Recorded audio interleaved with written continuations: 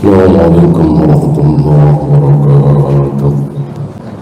إن الحمد لله نحمده ونستعينه ونستغفره ونعوذ بالله من شرور أنفسنا ومن سيئات أعمالنا. من يهده الله فلا مضل له ومن يضلل فلا هادي له. أشهد أن لا إله إلا الله وحده لا شريك له وأشهد أن محمدا عبده ورسوله وبعد. Kita sampai hadis Ubadah bin Samit. Dia mengatakan qala Rasulullah sallallahu alaihi wasallam, man syahida an la ilaha illallah,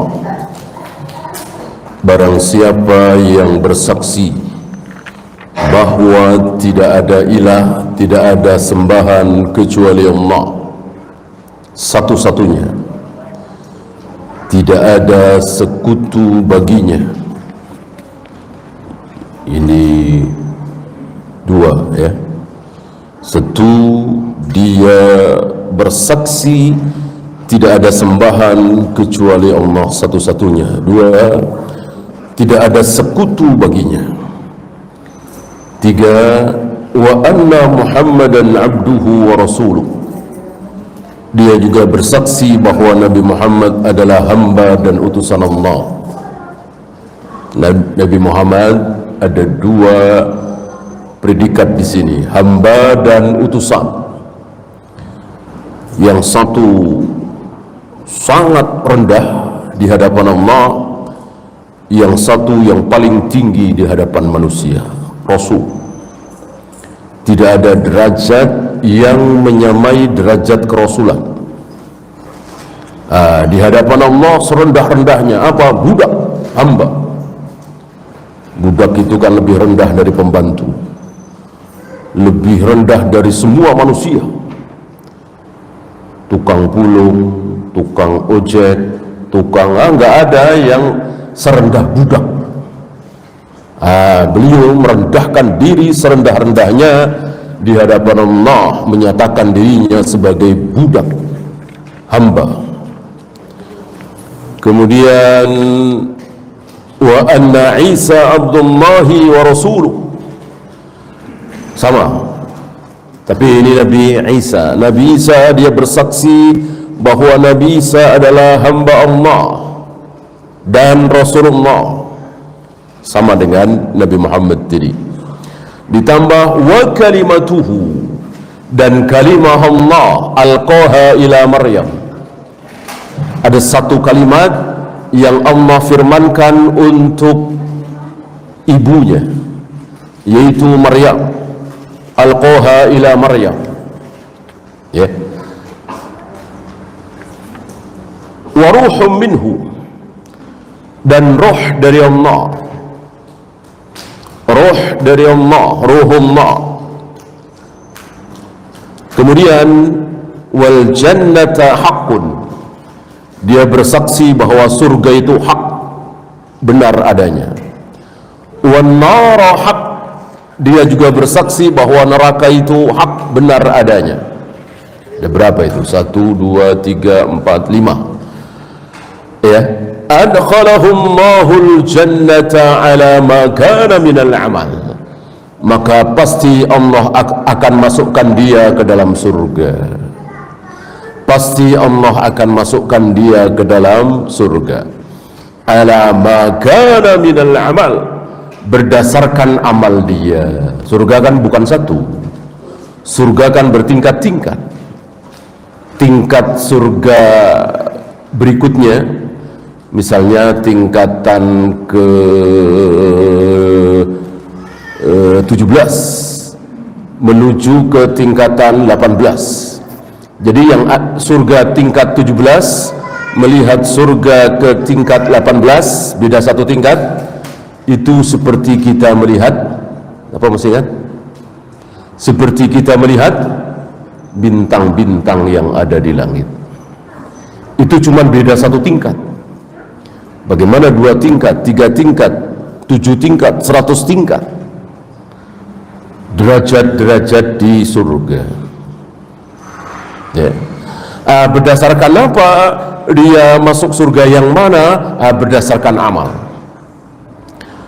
Apa ke tingkatan 17, apa 18, apa 20, apa 21, apa 25, berdasarkan amalnya.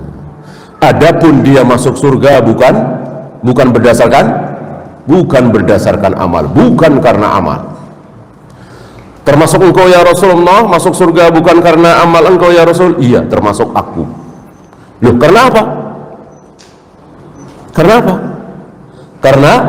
Karena rahmat Allah, karena kasih sayang Allah, karena murahnya Allah kita bisa masuk surga.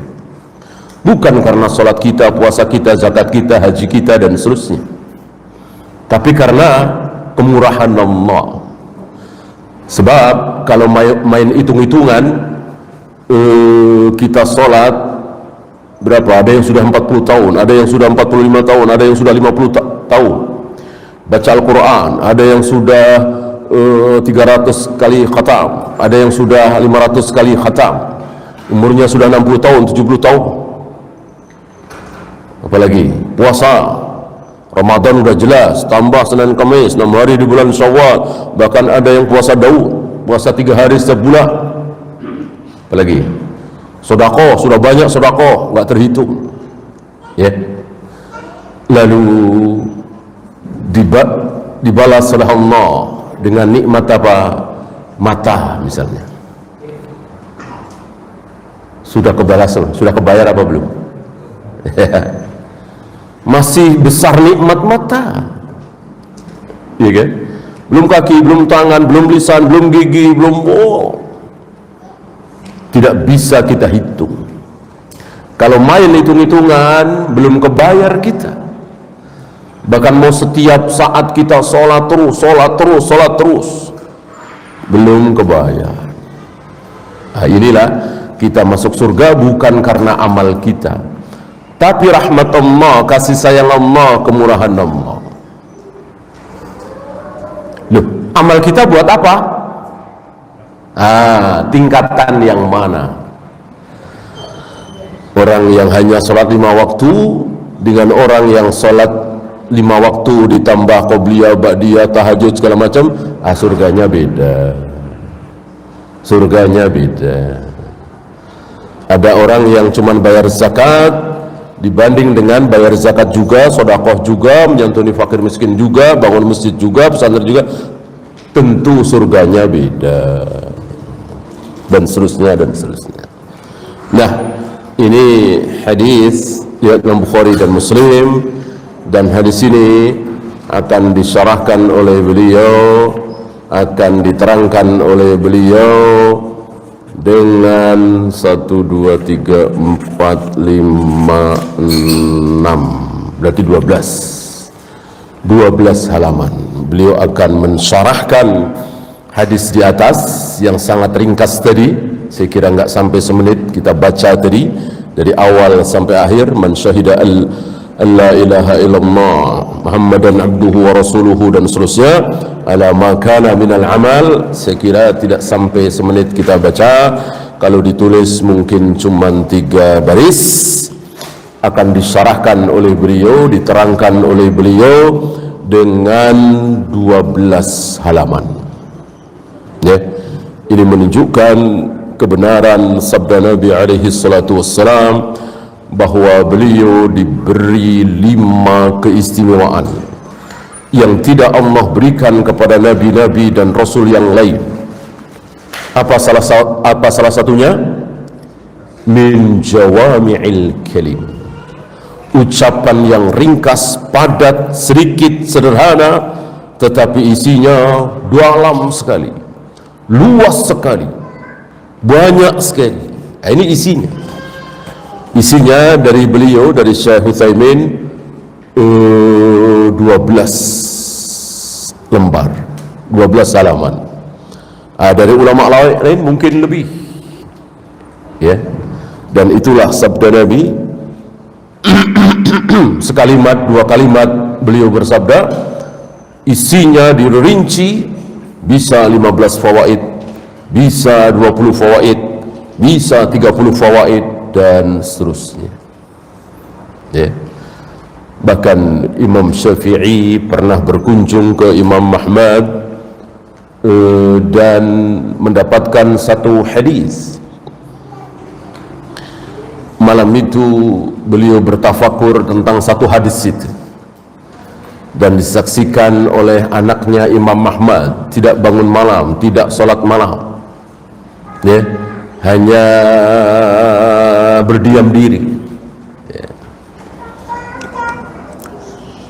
Agak kaget anaknya Imam Ahmad, kok tidak bangun malam seperti ayahku.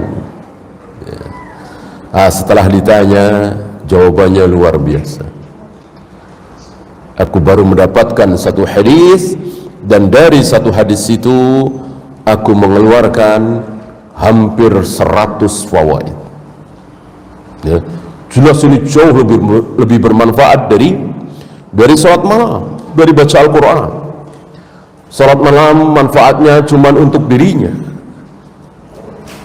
Ya, baca Al-Quran manfaatnya cuma untuk dirinya. Tapi mengeluarkan fawaid dari sebuah hadis bermanfaat bagi dirinya dan bagi orang lain. Ribuan bahkan jutaan kaum muslimin mengambil manfaat dari fawaid-fawaid tadi. Ya.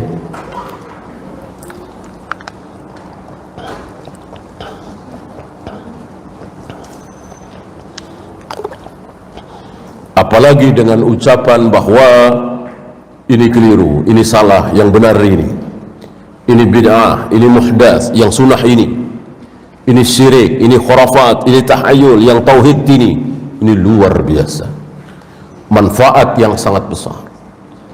Dan itulah ucapan para ulama, ya. Menyatakan yang salah itu salah, yang hak itu hak, yang batil itu batil. Beda dengan yang bukan ulama, biasanya takut resiko. Kalau saya katakan ini bid'ah, kalau saya katakan ini syirik, mereka akan membenci saya, mereka akan menyudutkan saya, mereka akan mencaci maki saya. Ini bukan ulama. Adapun ulama tidak peduli. Syirik-syirik, bid'ah-bid'ah, khurafat, tahayul, mereka tidak mencari ridho manusia. Yang mereka cari adalah ridha Allah. Dan itu sangat bermanfaat sekali. Disukai oleh 1-2 orang itu sudah luar biasa, apalagi ratusan orang, ribuan orang, ya. 1-2 dari dia ngomong, nggak ada yang percaya kalau itu bid'ah, kalau itu syirik. Padahal benar, ya, memang itu bid'ah, memang itu syirik, tapi nggak ada yang percaya kecuali 2 orang.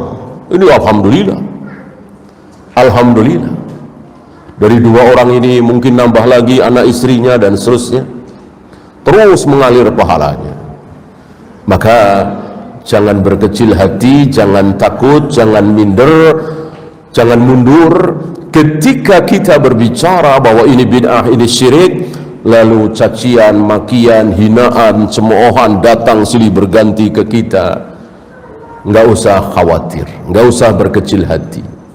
Karena kalau ada yang sikah dengan kita 2 orang saja, 3 orang, bahkan 1 orang, ini keuntungan yang luar biasa, ya. Dan itu terserah Allah, ya, bukan terserah kita, ya. Ini pengikutnya banyak sekali karena fasih, karena penjelasannya bagus, enggak, ya. Kalah fasih siapa yang lebih fasih? Dai-dai hari ini, pembesar tokoh Islam hari ini, apa Nabi Nuh, ya, 950 tahun berdakwah cuma dapat 80 orang, 81 dengan beliau yang masuk ke kapal itu kan 81 orang. Mana yang lebih fasih, ya. Bahkan kata Nabi, wa ra'aitun nabiyya wa laysa ma'ahu ahad. Aku melihat ada seorang nabi yang yang tidak punya pengikut sama sekali. Yang tidak punya pengikut sama sekali. Apakah si Nabi ini tidak fasih lisannya, kurang bagus dakwahnya, kurang sabar, kurang canggih, kurang memakai cara-cara yang bagus? Kufur kita kalau menuduh seperti ini. Tidak ada dakwah sebagus dakwah para nabi. Tidak ada dakwah sefasih dakwah para nabi. Tidak ada dakwah semulia dakwahnya para nabi. Tapi satu pun tidak punya pengikut. Kenapa? Terserah Allah, bukan terserah kepandaian si nabi itu. Nah, sementara kita lihat dakwahnya cuman ya begitu saja. Kita dengerinya kadang malas, oh pengikutnya banyak. Terserah Allah. Ya, mari kita lihat syarah dari beliau dari hadis di atas. La ilaha illallah Muhammad abduhu wa rasuluh. Tidak ada ilah sembahan kecuali Allah, Nabi Muhammad hamba dan utusannya, Nabi Isa hamba dan utusannya dan kalimatnya dan ruhnya. Surga hak, neraka hak, maka Allah pasti akan masukkan dia ke dalam surga berdasarkan amal dia. Beliau awali dengan man syahida an la ilaha illallah. Barang siapa yang bersaksi bahwa tidak ada sembahan kecuali Allah. Beliau bahas asy-syahadatu la takunu illa min ilmin sabiqin. Tidak ada syahadat, tidak ada persaksian kecuali dengan ilmu. Tidak sah sebuah persaksian kalau dia tidak mengetahui perkara itu. Pak Hakim, saya bersaksi bahwa dia yang mencuri. Pak Hakim nanya, kamu tahu? Enggak. Kamu lihat? Enggak. Kamu lihat tanda-tandanya? Enggak. Kenapa kamu berani bersaksi bahwa si dia yang mencuri? Ya, karena selama ini dia memang suka mencuri. Tentu hakim tidak akan menerima persaksian ini. Apakah mentang-mentang orang yang sering mencuri, ketika ada satu kasus pasti dia mencuri? Ini kan argumen hujah dalil yang sangat rapuh. Walaupun dia hobi mencuri, semua orang tahu. Hari ini ada kehilangan uang misalnya 500.000, apakah pasti dia? Ya belum tentu. Maka harus dengan pengetahuan. Sebaliknya, si fulan ini belum pernah mencuri, bahkan terkenal jujur, amanah, tapi ada yang bersaksi, Pak Hakim saya melihat sendiri, saya bersaksi si fulan mencuri. Kamu lihat? Lihat. Pakai baju apa saya tahu, pakai celana apa saya tahu, ngambilnya pakai tangan kiri, tidak pakai tangan kanan misalnya. Habis ngambil terus dia duduk di sebelah sana misalnya, saya tahu persis.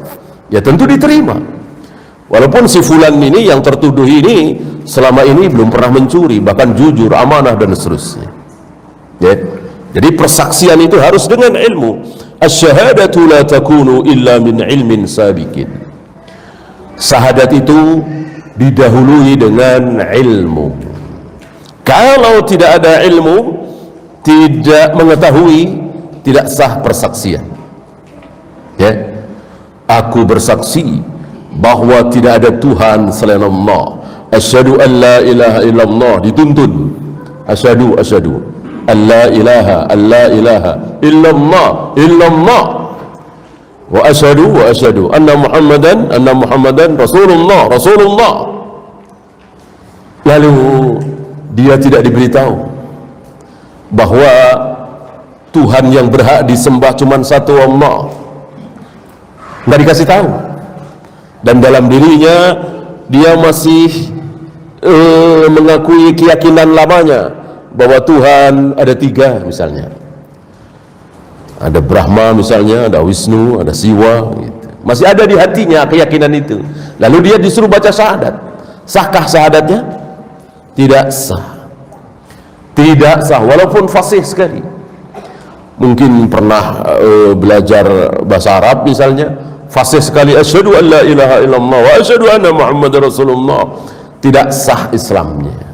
Jadi harus dibarengi dengan ilmu. Ya minimal diterjemahkan saja. Kalau terkena syubhat ya nggak sah. Orang yang mengatakan aku bersaksi tidak ada Tuhan selain Allah, tapi dia meyakini bahwa Allah bisa menurunkan hujan, si fulan juga bisa menurunkan hujan, Jibril juga bisa, Mikail juga bisa, bersaing dengan Allah. Ya, Allah bisa menghidupkan, mematikan kita. Syekh-syekh nabi-nabi yang sudah mati, wali-wali bisa juga menghidupkan dan mematikan kita. Enggak sah. Walaupun dia teriak keras, tidak ada Tuhan selain Allah. Berarti Tuhan itu apa? Dia nggak tahu. Ya, berarti tidak berangkat dari ilmu. Ya. Dia tidak tahu Tuhan itu apa. Mungkin menurut dia Tuhan itu cuman pencipta jagat raya alam semesta, titik.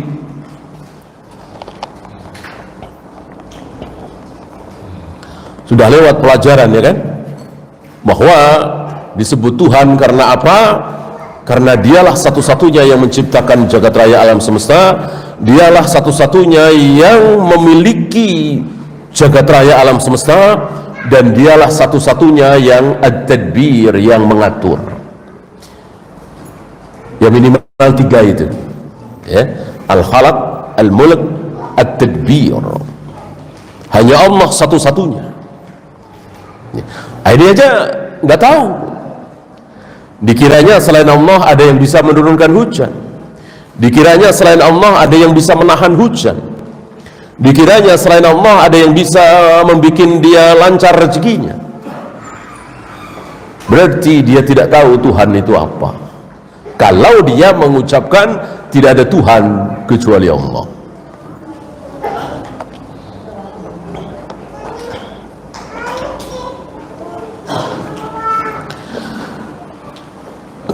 Ini berdasarkan apa yang terdapat dalam surah Az-Zukhruf, illa man syahida bil haqqi wa hum ya'lamun, kecuali orang yang bersaksi dengan kebenaran al-haq dan mereka tahu.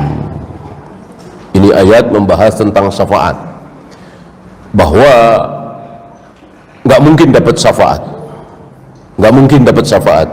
Illa man syahida bil haqqi wa hum ya'lamun, kecuali orang yang bersaksi dengan kebenaran dan dia tahu dengan kebenaran. Apa kebenaran tertinggi? La ilaha illallah. Ini kebenaran tertinggi. Nabi Muhammad adalah orang Arab. Nah, ini benar, tapi bukan kebenaran tertinggi. Ya, Nabi Adam adalah manusia pertama. Nah, ini benar, tapi bukan kebenaran tertinggi. Hawa adalah wanita pertama, terbuat dari tulang rusuk Adam. Ini benar, tapi bukan kebenaran tertinggi. Kebenaran tertinggi adalah la ilaha illallah, tidak ada sembahan kecuali Allah. Ini kebenaran tertinggi. Ya, yang dengan kebenaran satu ini dia bisa masuk surga. Manusia bisa masuk surga dan bisa mendapatkan syafaat. Tapi jangan lupa, wahum ya'lamun, mereka tahu, harus tahu. Kalau nggak tahu, walaupun bersaksi nggak sah. Seperti tadi, tidak ada Tuhan selain Allah, tidak ada sembahan selain Allah, sementara dia tidak tahu kalau yang berhak diberi persembahan satu-satunya adalah Allah. Dia masih memberikan persembahan kepada selain Allah. Dia bawa sesaji, dia bawakan ini itu ke tempat-tempat keramat. Nah, walaupun dia teriak tidak ada Tuhan selain Allah, tidak ada sembahan selain Allah, berarti dia nggak faham. Abu Jahal Abu Lahab justru faham.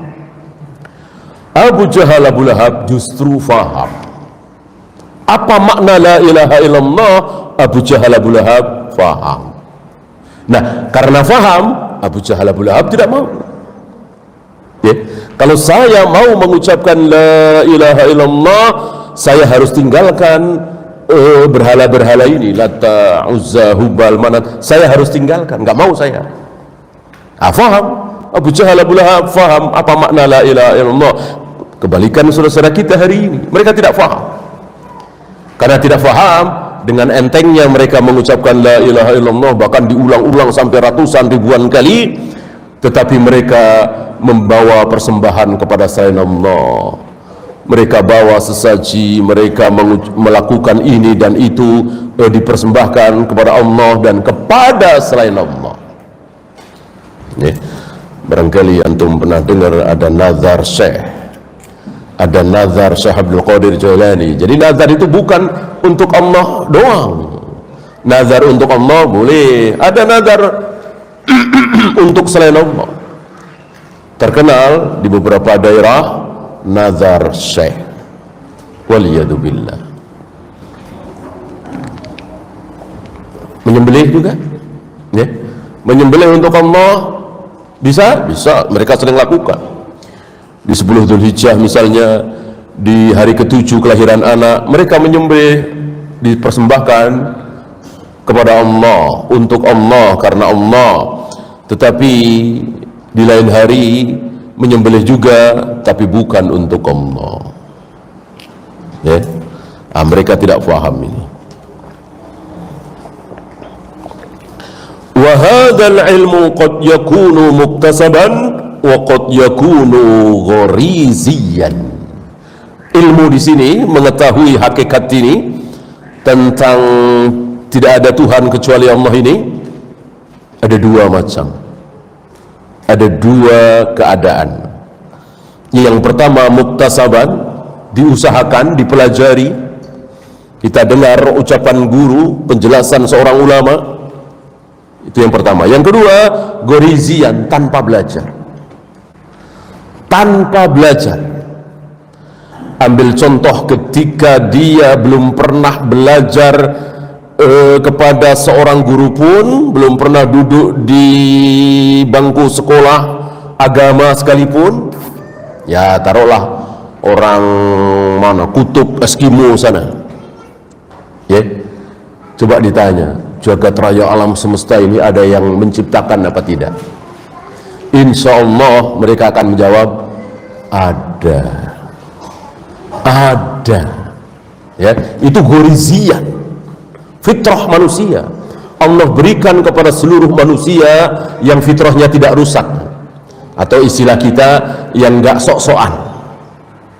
Ya, karena Lenin, Karl Marx, Stalin, siapa lagi? Ya termasuk Untung Aidit barangkali, itu kan cuman sok-sokan aja. Cuman sok-sokan aja. Ya.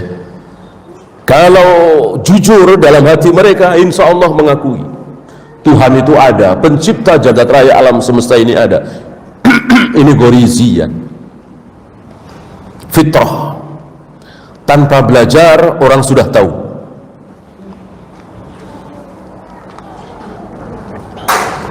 Bahkan termasuk fitrah, Tuhan itu ada di mana? Ada di atas. Tanpa belajar, tanpa buka-buka dalil, ayat, hadis. Tapi fitrahnya belum rusak, ya. Belum dirusak oleh orang-orang Mu'tazilah, belum dirusak oleh orang Asy'ariyah, Maturidiyah, Jahmiyah. Insya Allah mereka akan mengatakan Tuhan itu ada di atas. Lihat ibu-ibu kita, nenek-nenek kita di kampung sering mengatakan, dalam keadaan terjepit, dalam keadaan terdesak, sudah tidak bisa usaha lagi, sering keluar dari mulut mereka, sudahlah kita serahkan saja kepada yang di atas. Lihat, ini fitrahnya belum rusak. Yang mengatakan Allah tidak di atas, tidak di bawah, tidak di kiri, tidak di kanan, itu karena sudah rusak, dirusak oleh ahlul kalam al-mutakallim, rusak mereka, ya. Dan yang terus belajar ini menyesal. Sudah kita bahas di awal-awal dulu, ya, penyesalan Imam Ghazali penyesalan Ar-Razi dan lain-lain, ya. Kenapa dulu menghabiskan waktu untuk belajar filsafat, ilmu kalam, menyesal mereka. Sampai ada di antara mereka mengatakan, seandainya aku seperti nenek-nenek, kakek-kakek mana? Naisabur. Naisabur itu tempat terpencil yang orang-orang ahlul kalam filsafat tidak sampai ke situ, kan biasanya di kota-kota. Ilmu-ilmu filsafat itu ditawarkan di kota-kota, di perguruan-perguruan tinggi, bergengsi. Karena tampil seolah sebagai pemikir, tampil seolah sebagai orang hebat, cendekiawan muslim, berpikir begini. Ya kalau yang mereka fikirkan tentang dunia silakan, ini agama mau dipikir, ini akidah. Allah bersemayam di aras, Allah menciptakan Adam dengan kedua tangannya, Allah turun ke langit dunia setiap sepertiga malam, Allah menggenggam akan menggulung langit dengan tangan kanannya, Allah membolak-balikkan hati manusia dengan dua jarinya. Ini semua firman Allah, sabda Nabi alaihi salatu wassalam. Lalu mau dipikir, ini kesalahan mereka, ini kesalahan mereka, seolah segala sesuatu itu bisa selesai dengan akal pikiran mereka. Ini sombong sesombong-sombongnya. Akhirnya berteorilah mereka, Tuhan itu begini, Tuhan itu begini, Tuhan itu begini, melelahkan. Dan berakhir dengan penyesalan. Dan ilmu mereka yang berjilid-jilid kitab itu kadang kalah oleh satu kalimat, dua kalimat, hancur oleh satu pernyataan, dua pernyataan, ya. Karena yang satu kalimat, dua kalimat ini fitrah, sesuai dengan fitrah manusia, sedangkan mereka melawan fitrah. Sesuatu yang melawan fitrah pasti akan kalah dengan fitrah, walaupun fitrah itu sederhana sekali diucapkannya, ya.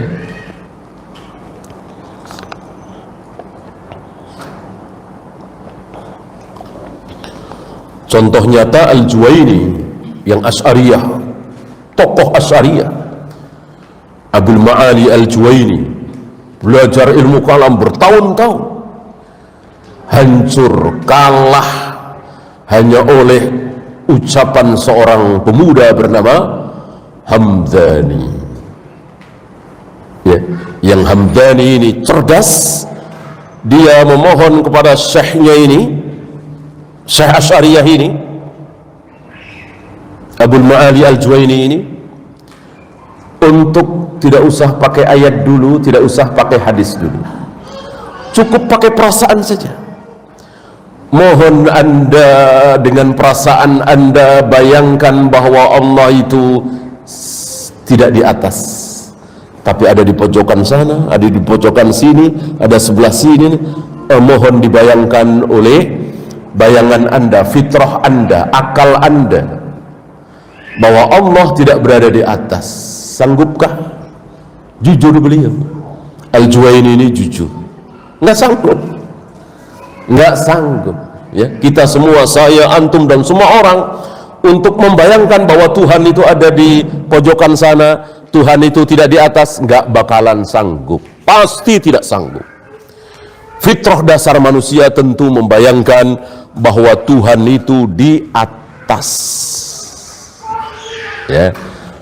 Disitulah terkenal ucapan beliau, hayyarani hamdani, hayyarani hamdani, hayyarani hamdani. Aku dikejutkan oleh Hamdani, aku dibikin kaget oleh Hamdani, ya, aku disadarkan oleh Hamdani.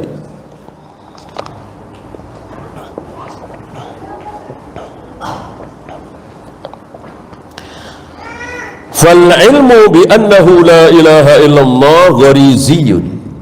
La ilaha illallah ini tidak ada sembahan kecuali ini gorizi,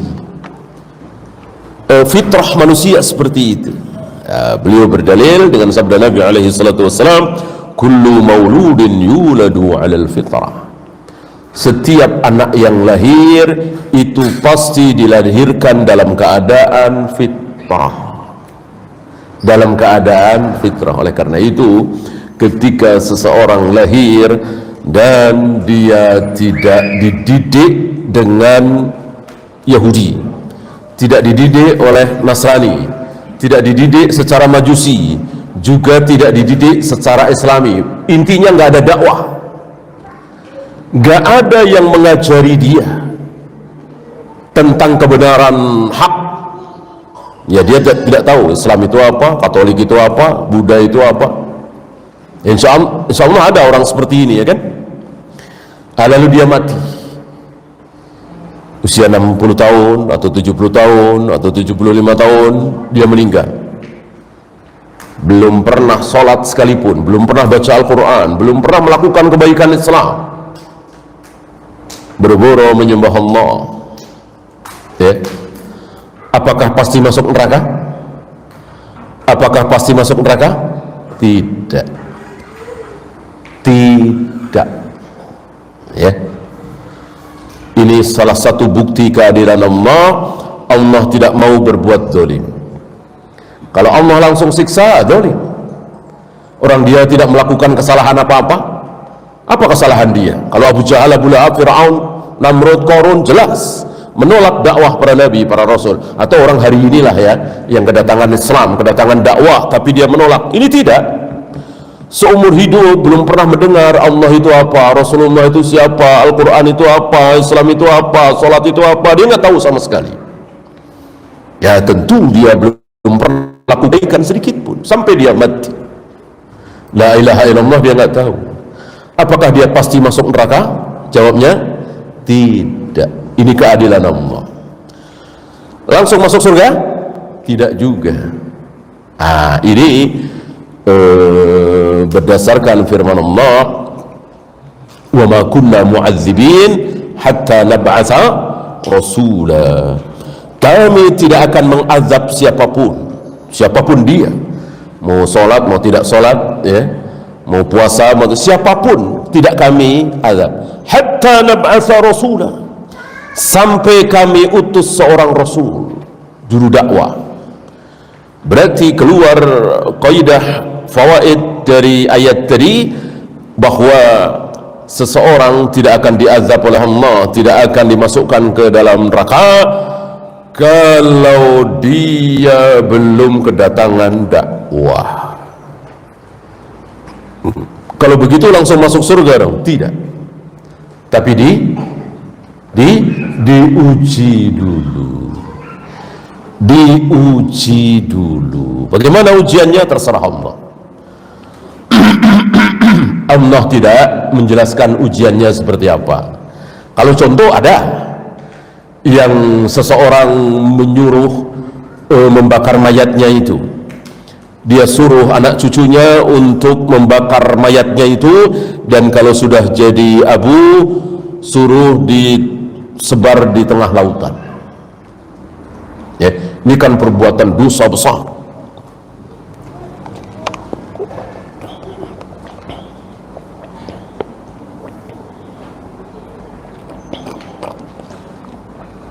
Apakah dia langsung masuk neraka? Tidak. Diuji dulu oleh Allah, karena dia memang tidak tahu. Kalau bakar mayat itu nggak boleh, haram. Kalau Allah itu sanggup menghidupkan kembali jasad yang sudah menjadi abu, dia belum tahu. Maka diuji dengan sebuah pertanyaan, kenapa engkau lakukan itu?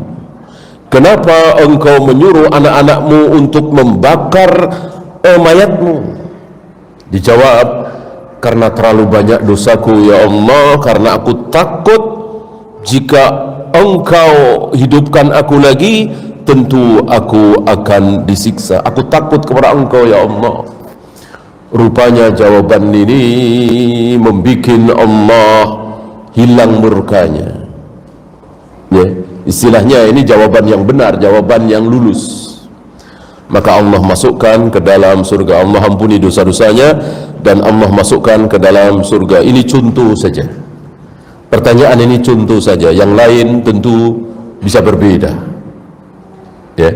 Ya seperti tadi, misalnya ada orang Eskimo sana, seumur hidupnya belum pernah dengar kata Allah, Islam, Al-Quran, Rasulullah Muhammad SAW, sholat. lalu dia mati dalam keadaan kafir, maka akan diuji oleh Allah dengan pertanyaan yang hanya Allah saja yang tahu, dan jawabannya bisa benar bisa salah, benar surga, salah neraka.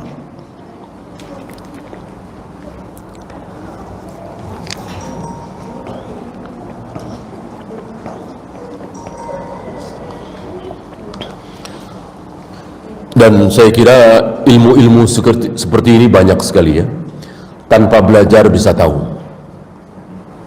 ya, terutama masalah tabiat manusia.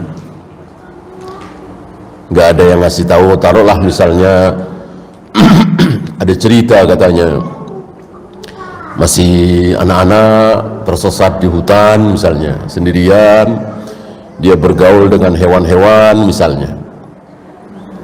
Semua hewan telanjang ya, dia juga telanjang. Nah, bagaimana ketika umur 15 tahun, 20 tahun ketemu dengan manusia? Apakah ada rasa malu? Insya Allah ada. Dia akan menutupi auratnya ya. Sementara hewan nggak ada rasa malu, fitrah hewan nggak ada rasa malu ya. Bahkan hewan itu berjima di hadapan hewan yang lain nggak ada rasa malu. Di hadapan manusia nggak ada rasa malu. Bagaimana manusia ini yang nggak ada yang ngajarin malu ya, jangan begitu kan? Apakah malu? Insya Allah malu. Beda ya. Jadi Allah memberikan ilmu itu secara fitrah, gorizian. Waqad yakunu muktasaban, ada yang harus diusahakan. Hal ini tentu yang banyak sekali, dari mulai tayamum, wudu, azan, qomat, salat, puasa, haji, zakat, umrah, segala macam. Ini semua harus belajar, muktasaban. Tanpa belajar nggak mungkin ya. Dengan fitrahnya dengan nalurinya dia bisa membedakan mana syirik, mana tauhid, mana sunnah, mana bid'ah? Ya tentu tidak bisa. Harus dengan ilmu, dan ilmunya jangan sampai tercampur subhat.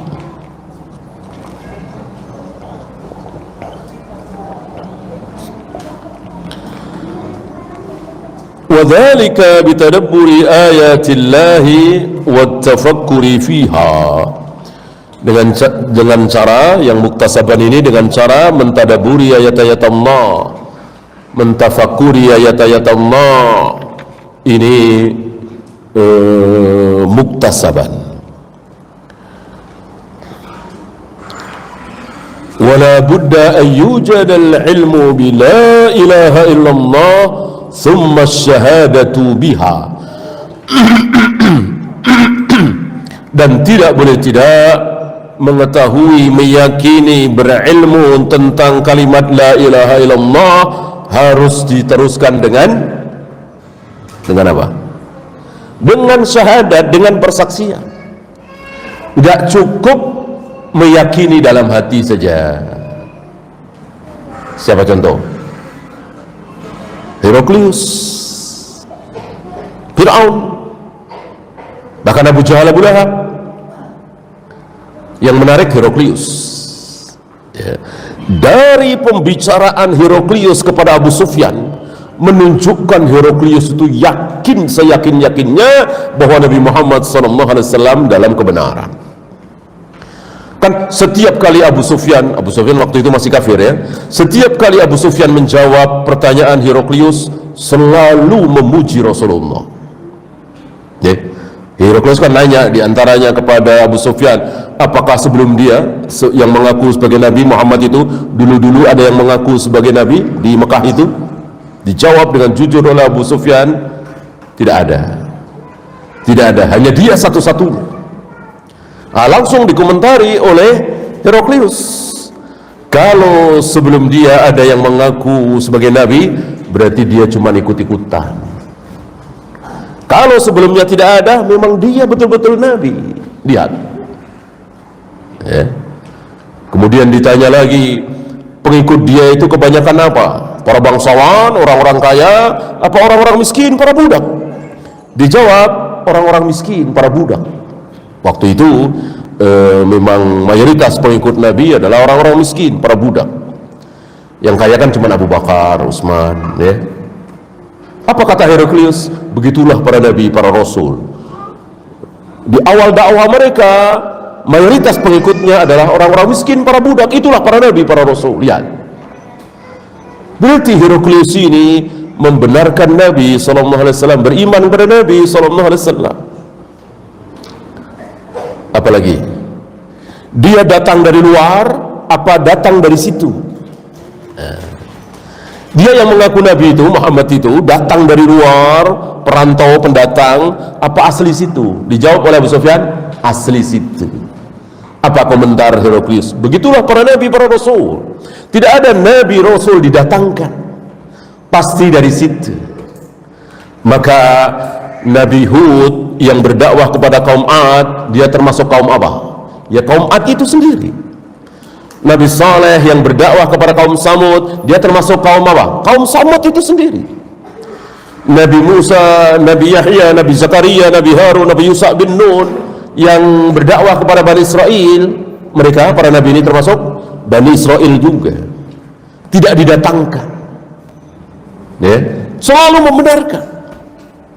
Termasuk peperangannya, peperangan antara kalian dengan dia, siapa yang menang, siapa yang kalah? Dijawab, kadang kami menang, kadang kalah. Kadang dia menang, kadang dia kalah. Dibenarkan lagi. Begitulah para nabi, para rasul, ketika berjihad, berperang, kadang menang, kadang kalah. Wa tilkal ayyam nudawiluha bainan nas. Hari-hari peperangan itu kami pergilirkan.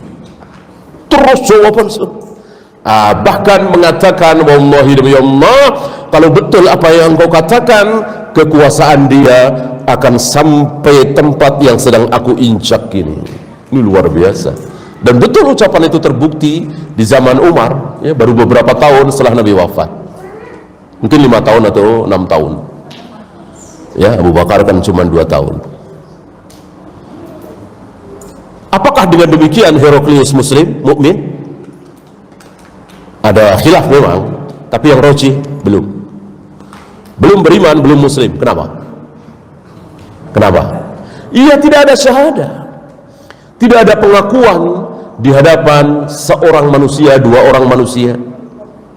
Dari sini bahwa masuk Islam itu perlu dipersaksikan, kecuali yang Islam mengikuti ayah ibunya. Kan agama anak mengikuti agama orang tuanya.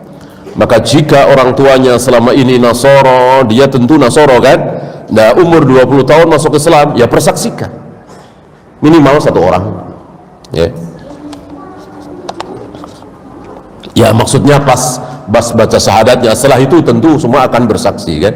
Dengan dia ke masjid, salat Jumat, salat berjamaah, ini kan termasuk menyaksikan. Heraklius tidak, dia sembunyikan, ya.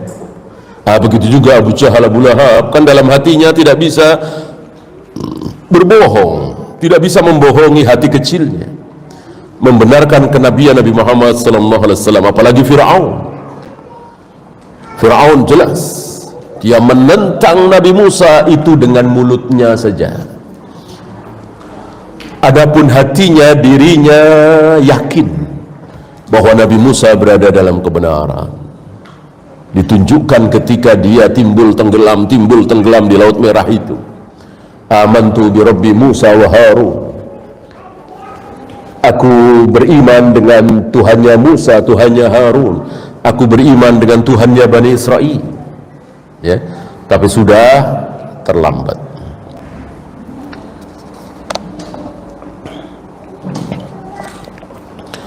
Makanya beliau mengatakan di sini, wala budda ayyujadal ilmu bila ilaha illallah thumma syahadatu biha. Mengetahui, berilmu tentang la ilaha illallah harus dilanjutkan dengan syahadat, persaksian.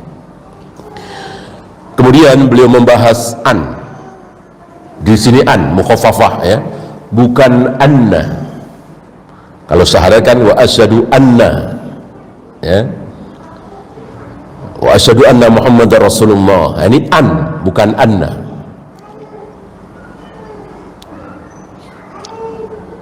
Kenapa?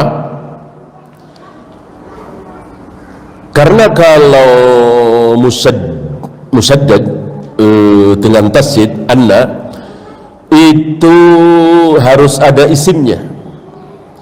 Harus ada isimnya. Ini nggak ada isimnya, ya. Isim annya kan nggak ada, isim annanya kan tidak ada. Kalau an mukhaffafah ini isimnya mahdhuf nggak masalah, isimnya dihilangkan nggak masalah. La ilaha ay la ma'luha. Jadi ilah sebetulnya secara sigot ini isim maf'ul, ma'luh, ma'luh, maf'ul, yang disembah.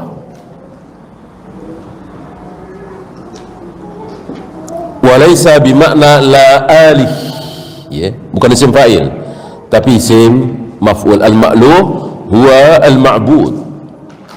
Yang dimaksud dengan ilah atau ma'luh di sini adalah al-ma'bud, yang disembah.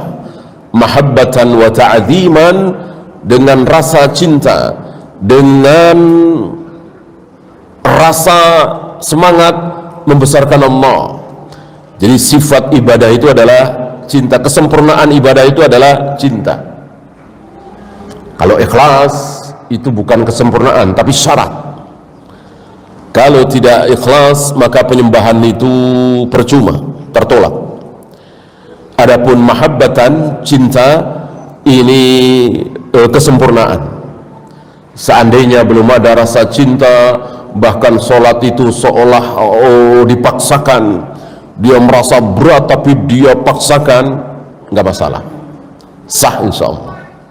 Lama karena dia penuh perjuangan di dalam melawan kemalasannya itu. Sebetulnya malas sekali untuk berangkat sholat subuh berjamaah, malas sekali untuk berangkat sholat asar misalnya, karena kerjaan menumpuk dan seterusnya, karena dagangan sedang rame-ramenya misalnya, tapi dia paksakan.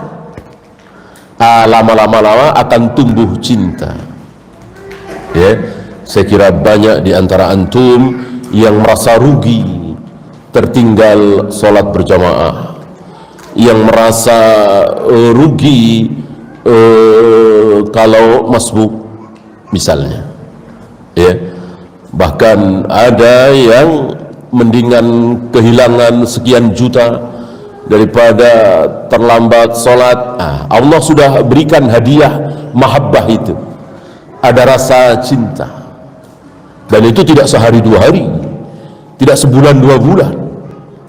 Kita mengharapkan anak-anak kita SD SMP sadar, nangis ketika masbuk, ya satu dua barangkali, ya ada satu dua. Umumnya ya belum ada kesadaran, perlu dipaksa, perlu dicubit, perlu dipukul. Nabi yang nyuruh kita mukul, wadribuhunna inda asrin, kan begitu. Pukullah ketika sudah 10 tahun tapi masih belum mau sholat. Ya. Untuk apa? Untuk pembelajaran, ya. Kita tidak bisa mengharapkan anak-anak itu kemudian seperti kita yang sudah puluhan tahun merasa rugi ketika ketinggalan sholat berjamaah. Ya tentu tidak bisa seperti itu.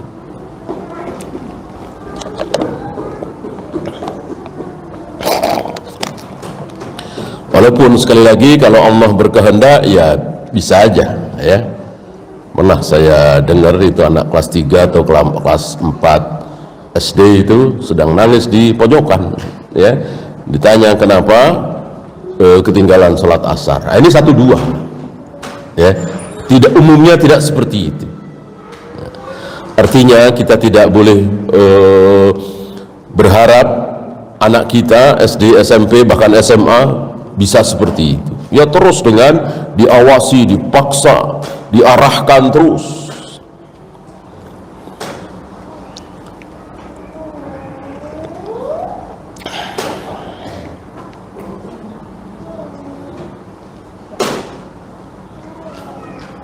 tuhibbuhu wa tu'azzimuhu lima ta'lamu min sifatihi al-'azimah wa af'alihi al-jalilah. Engkau mencintai Allah, mengagungkan Allah karena apa? Karena sifat-sifat Allah yang luar biasa agung, perbuatan-perbuatan Allah yang luar biasa. Gimana kita tidak cinta, gimana kita tidak mengagungkan?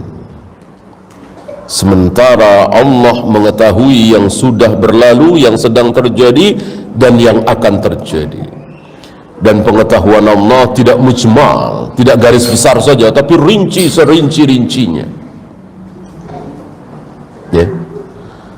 Ambil contoh misalnya dari tadi malam, apakah Allah sudah tahu yang akan hadir di masjid ini sekian? Si A sebelah sini, si B sebelah sini, si C sebelah sini. Apakah Allah sudah tahu? Sudah tahu. Bahkan bukan cuma tahu, sudah dicatat. Dan dicatatnya bukan tadi malam, kemarin malam, tapi 50.000 tahun sebelum Allah menciptakan langit dan bumi. Kita tidak bisa membayangkan kecanggihan Allah, luar biasa ilmu Allah, kekuasaan Allah, dan gak ada yang terlepas dari tulisan itu, yang beda dari tulisan itu. Ya, atau istilah kita salah-salah dikit lah dimaklumi ya. Allah katakan yang paling belakang si A, kemudian si B, nggak taunya yang paling belakang B, baru si A. Ya nggak apa-apalah, beda-beda sedikit ya, masih Tuhan. Enggak, jadi betul-betul tepat sekali. Yang paling belakang si A ya si A, depannya B ya B, depannya lagi C ya C. Ya, nanti akan bergeser begini, semuanya sudah Allah ketahui, sudah Allah tulis, dan sudah Allah kehendaki. Dan itu semua diciptakan oleh Allah. 4 rukun takdir, jangan lupa. Ya. Wallahu a'lam. Ya, itu saja. Ada pertanyaan, silakan.